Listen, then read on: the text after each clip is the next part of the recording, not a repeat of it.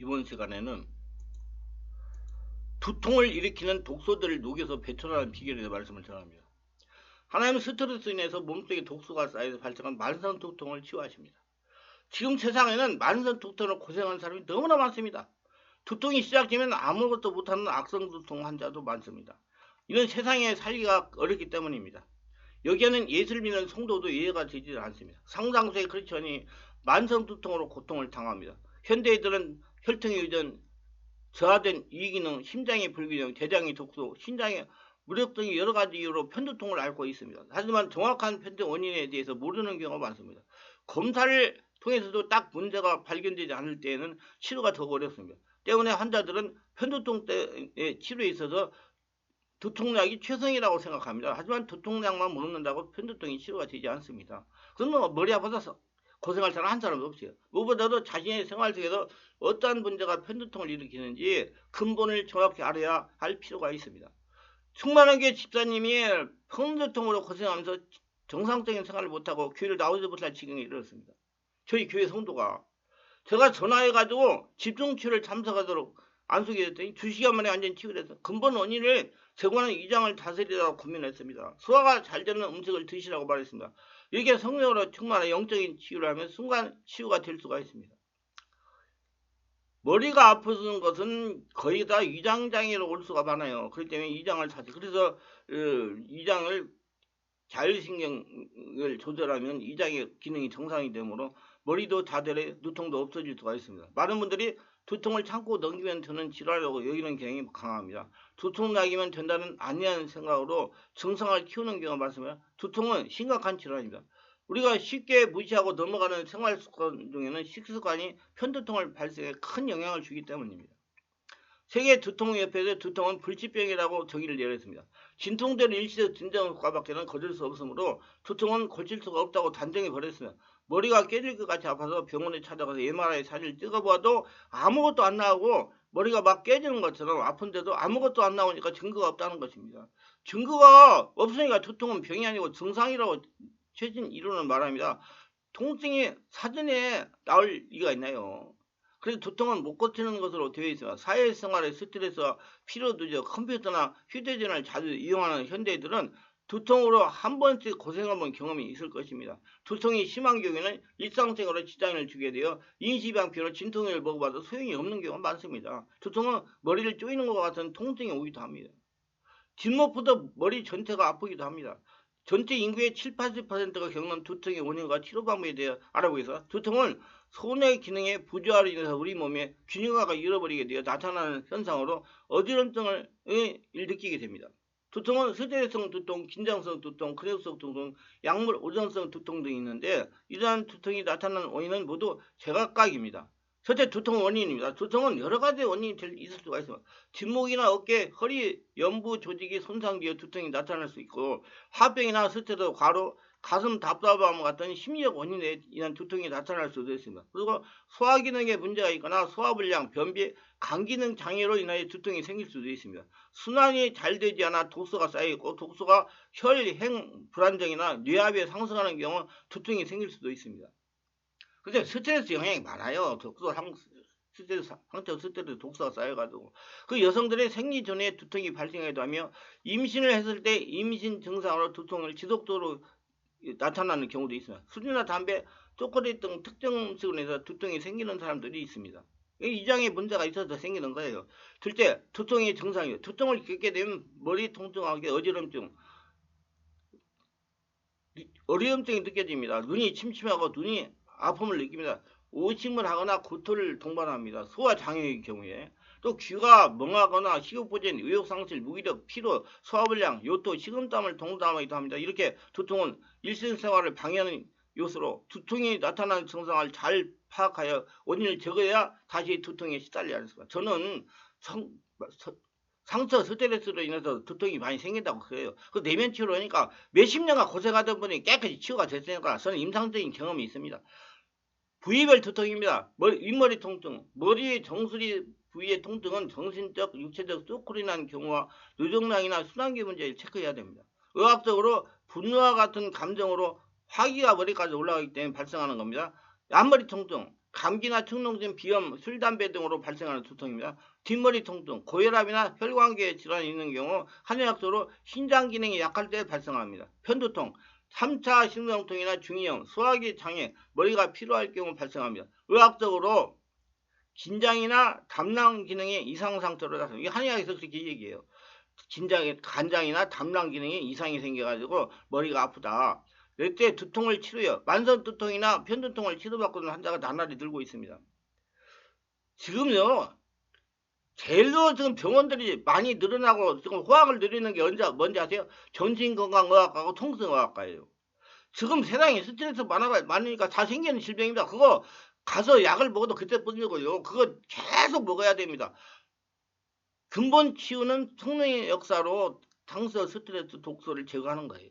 그거 알고 여러분 자기관리해가지고 불필요한 돈, 시간, 노력을 낭비하지 마시길 바랍니다. 인구의 10%가 이러한 두통으로 고생을 한다고 얘기를 합니다. 치유에 오시는 두통 환자가 늘어나는 걸 봐도 두통에 대한 환자층은 점점점 늘어나는 것은 현대의학이 그렇게 발달하는데 왜 두통은 극복가 안 되는 것일까요? 이는 원인을 알 수 없다고 하는 두통이 있기에 그렇습니다. 우리는 오직 진료 장비에 의존하여 두통을 진단합니다. 그래서 뇌 이상이 없으면 두통의 원인을 알 수 없다고 하는 것입니다. 하지만 실제로 두통은 뇌 내의 문제만 아닙니다. 신체의 각 장부가 그 기능을 제대로 하지 못해서 일어나는 겁니다. 간이나 위의 기능이 혹은 신장의 기능 등등 아무리 만성 악성 두통이라도 반드시 원인이 있습니다. 그런데 병원에서 하는 MRI 검사로는 나타나지 않습니다. 성령으로 충만한 가운데 지식의 말씀으로 원인을 진단하여 찾아가지고 지혜 말씀으로 치료를 해야 됩니다. 한 예로 평소에 머리가 심하게 두통이 와서 오신 환자분이 있었습니다. 이분은 하루 2회 정도 머리가 아파오는 증상이 심하게 나타나 활동을 거의 못하는 정도라고 했는데 병원에서 진단을 해봐도 원인을 알 수가 없다고 한다는 겁니다. 이분 영적 진단을 해본 결과 낸 결론은 위장 기능차로 담이라는 물질이 생성되는데 이것이 혈액에 따라 돌아다니다가 머리 혈관에 영향을 미치기에 두통이 생기는 것이었습니다. 평소에 위장이 좋지 않아 소화가 잘 안 되고 식사 후에 두통이 나타나다고 하니 그렇게 진단을 한 겁니다. 진단에 따른 치료는 성능을 채무하게 하고 대처 치료를 했습니다. 뼈 신경치료로 위장과 연결된 신경을 치유해서 이 환자는 3개월의 치료로 두통에서 벗어날 수가 있고 일상생활을 이제 무리 없이 영위할 수 있게 되었습니다. 두통 치료는 말씀과 성령으로 일단 맡긴 것을 뚫어줘야 됩니다. 그리고 내척치유와 뼈 신경치유로 소화기나 간의 기능을 개선시켜야 되고 성령으로 몸의 나쁜 기운을 몰아내야 됩니다. 동시에 내 스스로 병을 극복할수록 영성을 만들어줘야 됩니다. 인내를 해야 돼요. 의지를 가져야 돼요. 독립적 수행 능력을 길러야 돼요. 우리는 흔히 과도한 스트레스를 받으면 목이 뻐근하거나 어지러움 등 만성피로 두통 등을 호소하는 경우가 있는데 이러한 것이 얼마나 위험한 것인지 모릅니다. 만성두통은 민간요법으로 치유가 불가능합니다. 반드시 영적인 치유를 해야 돼요. 완치가 가능해요. 근데 영적 치유는 시간이 많이 걸려요. 근데 안 하려고 그래요. 하나님이 나를 장악해야 되기 때문에 본인은 이런 순서로 만성두통을 치유합니다. 먼저 성령 세례를 받게 합니다. 성령 세례를 받고 체험해야 정확한 원인을 알 수 있습니다. 하나님이 사람을 만들기 때문에 하나님만이 그 원인을 알게 해요. 성령으로 치유되기 시작하는 겁니다. 성령의 세례 체험은 말이 아니고 실제로 몸으로 느끼는 것입니다. 성령을 세례를 체험하려면 예수를 마음으로 믿고 이후로 신해야 되고 뜨겁게 마음을 열고 기도해야 됩니다. 그 원인은 이제 성령 세례받고 충만 받으면 원인을 뭔지 진단해야 돼요. 원인이 영적인 것이 육적인 것이를 먼저 진단하면 두통이 일어나는 증상이 여러 가지가 있기 때문에 정확한 진단을 해야 원인을 바르게 알아야 바른 처방을 가능하고요. 시선과 물질과 노력을 낭비하지 않습니다. 원인은 성령님이 알고 계십니다. 그래서 물어야 돼요. 그건 성령이 집이 장악해야 돼요. 원인에 따라 치유를 해요. 원인이 혈통의 유전, 저하된 위기능, 신장의 불균형, 대장의 독소, 신장의 무력 등이 있다면 해당 분의 원인을 해결하는 조치를 합니다. 먼저 내적 치료를 합니다. 내적 치료를 해가지고 잠재 무의식의 독소를 제거합니다. 두통의 원인 제공하는 해당 장기에 연결된 뼈와 신경 치료를 합니다. 필요하면 귀신을 쫓아냅니다.